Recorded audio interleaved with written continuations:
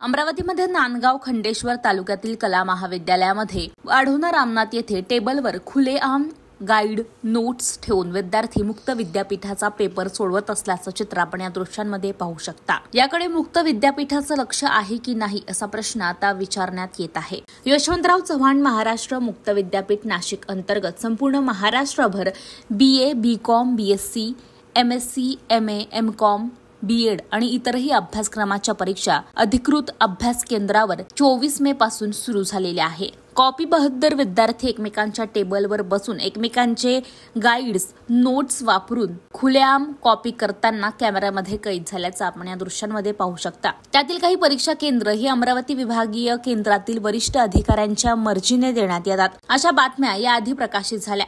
त्यातीलच अमरावती विभागीय केंद्रातील अभ्यास केंद्र नांदगाव खंडेश्वर तालुक्यातील वाढोणा रामनाथ हे आहे। या महाविद्यालयाला विद्यापीठाचं अधिकृत अभ्यास केंद्र आहे। परीक्षा केंद्रावर विद्यार्थ्यांना कोणतीही परीक्षेची सुविधा नसताना सुद्धा विद्यापीठाने हे परीक्षा केंद्र दिलेलं आहे। सदर अभ्यासक्रमाने कला महाविद्यालयाकडे जागा उपलब्ध नसल्याने त्यांनी जिल्हा परिषदेच्या खोल्यांमध्ये विद्यार्थ्यांना बसून परीक्षा घेतली आहे आणि सध्या या परीक्षा सुरू आहेत। या परीक्षा केंद्रावर महाविद्यालयातील आधीच्या जुन्या प्राध्यापकांना बहिस्थ पर्यवेक्षक म्हणून बोलावून फक्त बुजगावणं म्हणून उभं केल्याचं पाहायला मिळतंय।